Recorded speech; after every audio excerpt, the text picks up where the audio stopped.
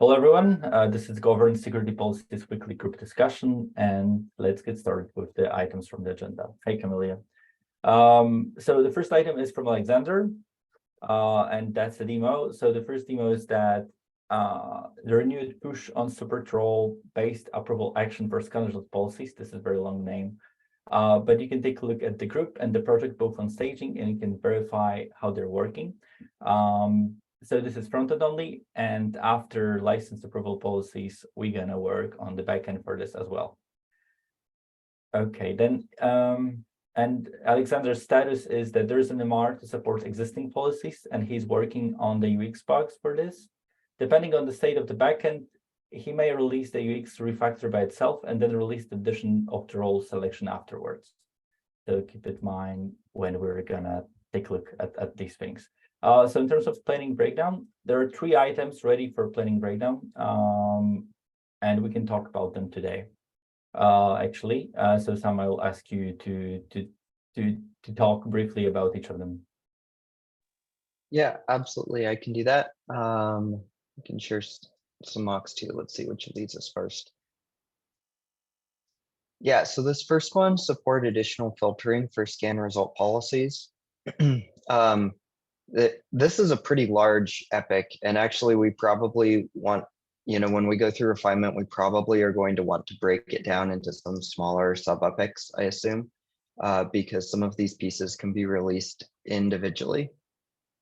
I'm having trouble sharing my screen, but basically the first part is a pretty large front end refactor, and that actually can be done without the back end at all.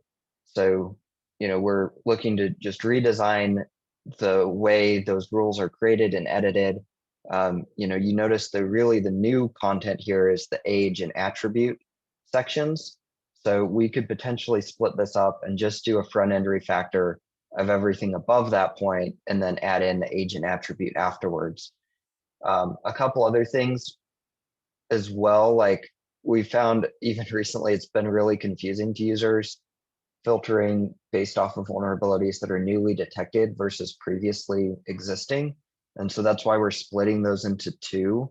And right now, our newly detected just captures everything. We don't have an option to pick between newly detected and needs triage or newly detected and dismissed, because you can actually dismiss a vulnerability right there within the merge request itself. And we aren't able to differentiate between ones that are dismissed in the merge request versus not. So actually, I'm realizing this dropdown doesn't show it, but under that top one, the new, it would only have 2 options there, because you can't have things that are confirmed or resolved that are not yet in the default branch. So that top one would just have 2 options. It would be needs triage and dismissed under new. And then, yeah, the other things we'd be looking to add in is age, which is, how long has this vulnerability been detected? I'm assuming that, I don't really know. This is kind of an open question out to the team, but like, I don't know what fields are available to us currently for the vulnerability report. But ideally, we'd be able to say, okay, this has been, detected and has existed in the default branch for 30 days. And now we want to start blocking new merge requests from coming in until there's a merge request that fixes it. And then the last one is adding in just some other freeform attributes. And these are a little bit tricky because they don't all apply to all types of scanning. So I think we have like a tooltip to help clarify this, but like fix available, for example, isn't really applicable for certain types of scans, like DAST scans. I don't think you're ever really going to see a fix available for a DAST scan. So the fix available would only apply to, I believe it's only container and dependency scanning, but we might want to just double check on that. But I'm pretty sure that that would be the only thing that would apply to. So I think we have a tooltip to make that clear in the UI.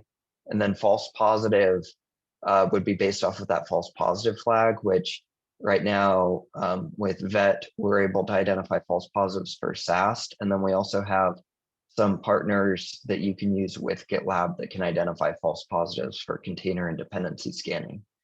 Auto resolved, I know this is in the mock because the way we're doing designs now is we're designing for the end vision state rather than just the next iteration, but we don't have auto resolved as a thing yet. So you can just ignore auto resolved for this iteration.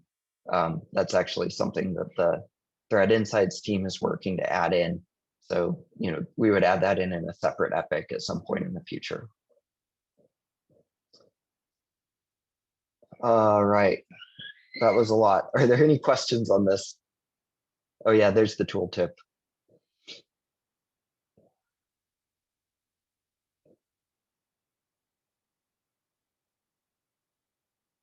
So yeah, again, this one really has two parts to it, right? One is the front end redesign, and then the second part is adding in those new capabilities.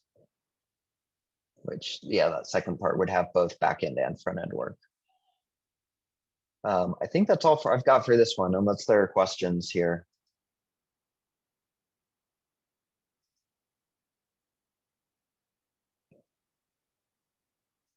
Okay. So yeah, this next one also is, this one is almost entirely front end. So we've got a lot of front end work going on right now. This is where Camellia has redesigned the look and feel for our scan execution policies. And so we're switching things up. Instead of rules and actions, we're replacing it with actions and condition, it looks like, is what we decided on. And then, just some other UX changes here.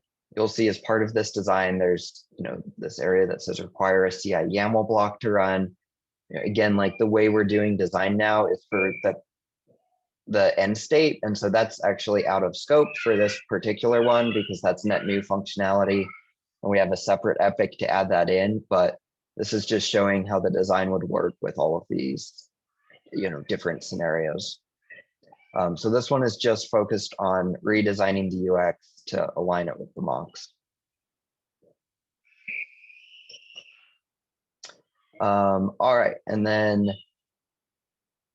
yeah, again, unless there are questions on that one, we can take a look at the last one.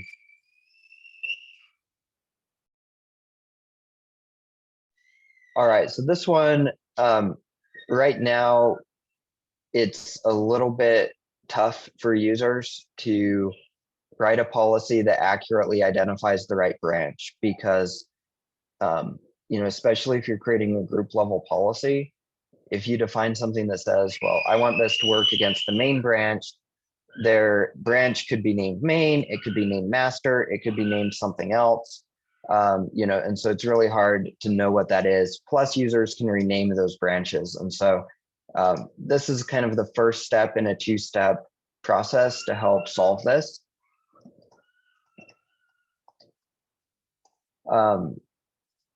Right now we're adding in the ability to select default branch. So this is the main addition with this one, where it doesn't matter what that branch is named, but we just always are able to have the policy applied to the default branch, whatever that is. The next step after this would be to add in a new feature to also be able to select all tracked branches. And this is a much larger effort. So we have this split up into two. We can kind of talk about this separately, but as part of that first effort, we're probably going to want to redesign the way we do the YAML. And it might be a little bit tricky because we need to think about how we can do it without introducing a breaking change. But likely we're going to need to change that branches, we somehow we need to add in a field there where users can pick, oh, I want this to apply to the default branch or all protected branches or all tracked branches, or I want to list out specific branches. So we need to introduce another field there so that users can pick which type they want to, which type of branches that they're looking for. And then they can identify either specific branches or exceptions or things within that. So we might, step one is just kind of redesigning the YAML to get it to work with that. And then step two would be expanding that by adding in this tracked branches concept. While we're on this, I'll just speak to the tracked branches as well. So again, we have a lot of challenges because users are able to circumvent policies as a maintainer, because you can just go in and unprotect a branch, or you can rename a branch, and then you can apply the protection again. And so we've actually seen, in the real world, cases where maintainers do that. They'll unprotect, they'll merge something in, and then they'll go and protect it again.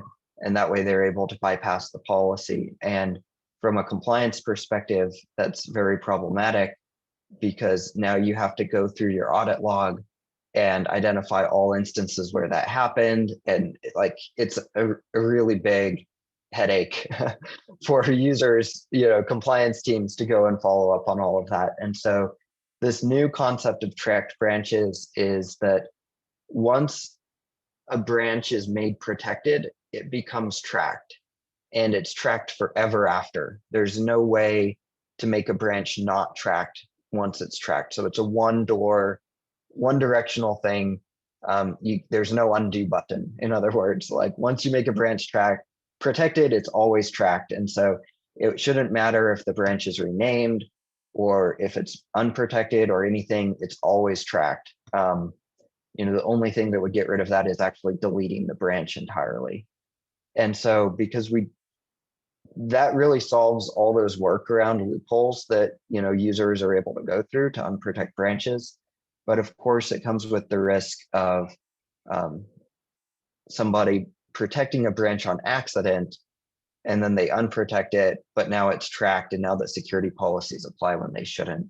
And so the proposal here is to allow users to define exceptions as part of their security policy. Again, so that way we have full separation of duties. The development project maintainers can't add the exceptions. It's only the security and compliance team that can authorize exceptions to the list of tracked branches. Anyway, that's a lot.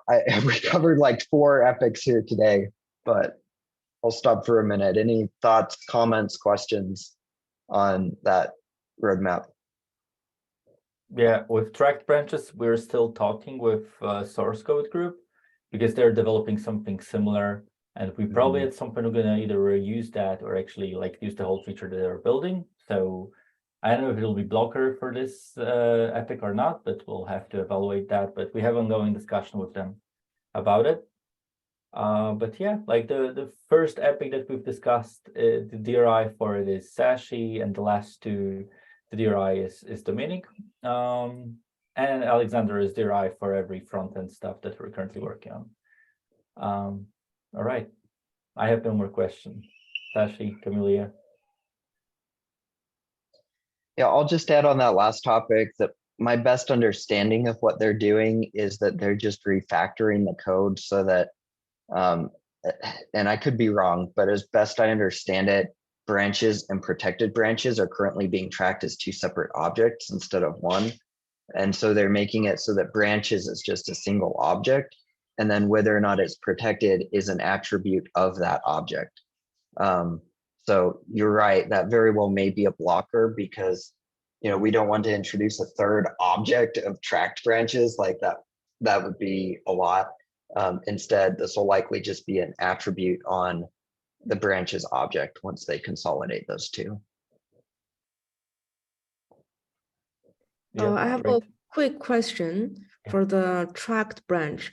So the protect branch are the tracked branch, and the like whatever branch can also be tracked branch. So I just I cannot share my screen. You cannot start sharing.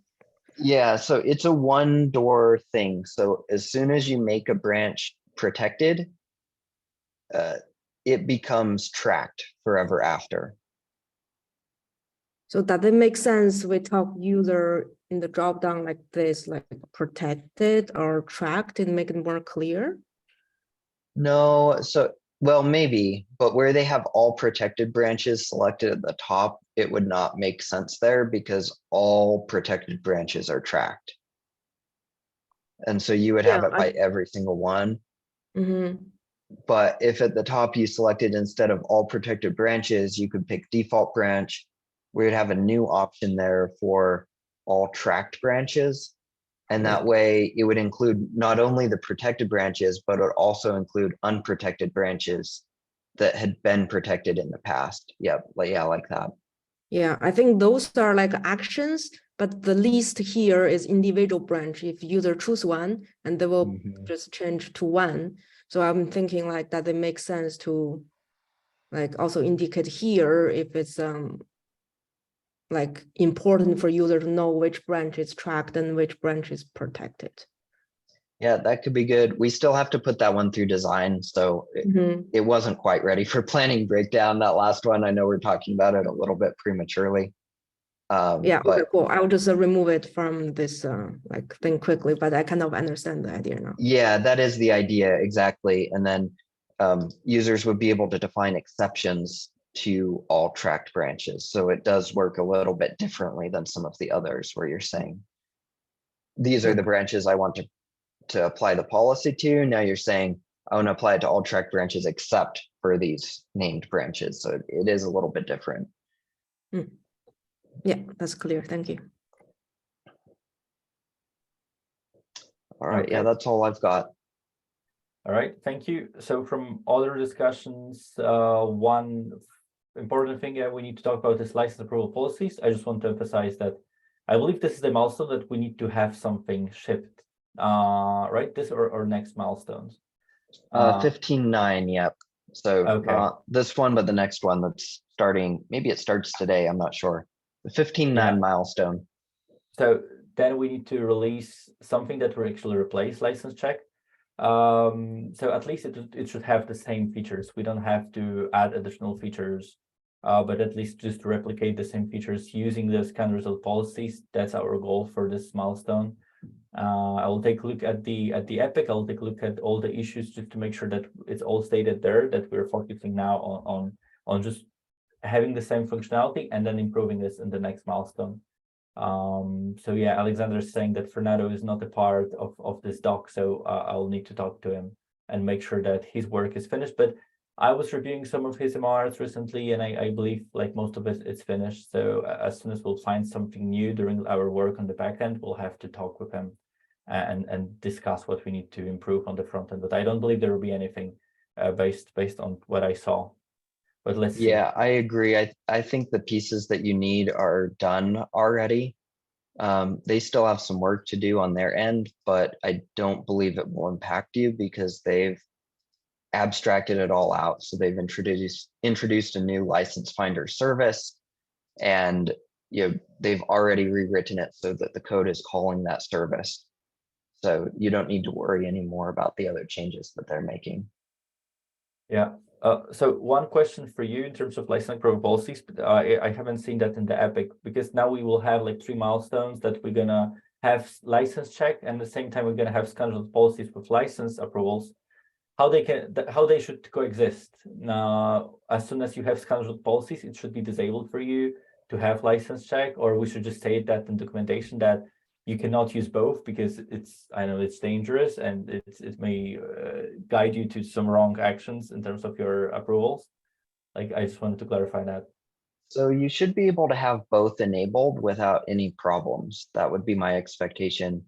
That was the same thing that we did for vulnerability check when we removed it, because we've designed all of these to be additive, like they don't actually conflict with each other. So you can have your license check and you can have a license approval policy, and they should be able to both apply to the merge request simultaneously. It's just one additional approval.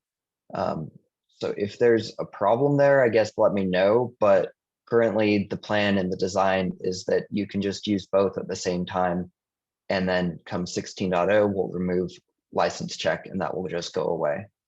Yeah. The one thing that we'll probably have to work on is once you have something license approval configured in scan result policies, then it will show up in the project settings and approval sections. But you should not be able to edit that, remove that, the same as we did for kind of finding approval rules, because it will work only like one directional, like it will be visible on this page, but you should not be able to edit that using like license check as soon as you are using the scheduled policies with license approvals enabled? No, so they're two separate, totally separate things. Okay, So you can still edit license check. We should have no change to the license check functionality that exists today. That should just continue to exist, like I said, with 0 changes. And maintainers can still change it. And like, you should be able to have a license approval policy and edit your license check policy too. okay, got it, thank you. All right, so that was the last item, I believe. Yeah, the other item, I'll stop recording to talk about the other item. Okay, so thank you everyone, and let's stay for a minute to discuss the last item on the agenda.